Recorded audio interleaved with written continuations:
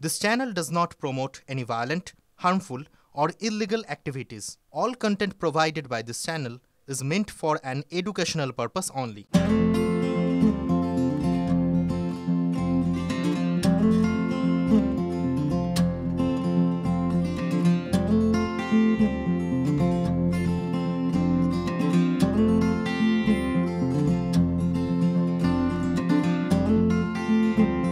বাংলা চলতি শব্দবন্ধকে ভিন্ন অর্থে ব্যবহার করে তিনি তার অর্থ উপার্জনের যে পন্থা সেটা একেবারে বদলে ফেলেছেন।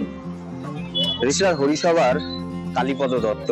আমার ঠিক পিছনে এই যে দোকান ঢপের চপ, এই দোকানে সন্ধ্যা হলেই একটা মৌমাছির মতন মানুষ ভন ভন করে।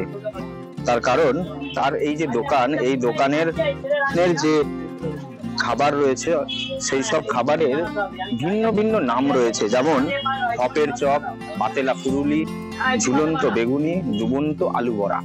ঠিক এই যে নামগুলো, এই নামগুলোই তার মেন ইউএসপি। আর এই নামগুলোর জন্যই ক্রেতারা ছুটে ছুটে আসেন তার এই ছোট্ট ঘুমটি দোকানে।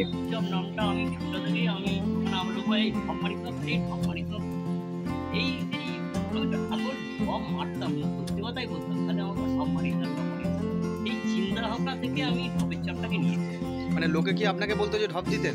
হ্যাঁ, কি বলে বলে কি রে, ঢপেতে আলু আছে তো? আমি বলে হ্যাঁ আছে, মশলা আছে তো?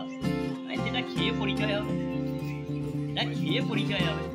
তাতেই হয়ে গেছে তার কাছে।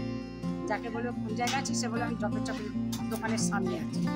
আর চপের টেস্ট কেমন হয়? চপের টেস্ট ভালো, আচ্ছা সুন্দর আছে। ঢপ দেয় নাকি? না, ঢপ নয়, যেটা সত্য সেটাই। ঢপের চপটা সে ওর নাম দিচ্ছে। আগে যে হারে বিক্রি হতো তার থেকে এইসব নাম দেওয়াতে আরো অনেকটাই বিক্রি বার্তা বেড়েছে, এমনটাই বলছেন কালীপদ বাবু। আর তার এই যে নাম, সেই নাম তাকে ছোটবেলায় বন্ধুরা তাকে বলতেন ঢপ দিচ্ছে বা বাতেলা দিচ্ছে। আর সেই কথাগুলো তিনি ব্যবহার করেছেন তার অর্থ উপার্জনের এই পন্থাতেই, আর তাতেই বাজিমাত করে দিয়েছেন কালীপদ বাবু। হুগলির রিষড়া থেকে ক্যামেরায় প্রীতম সাধুকার সঙ্গে আশিক ইনসান টিভি 9 বাংলা।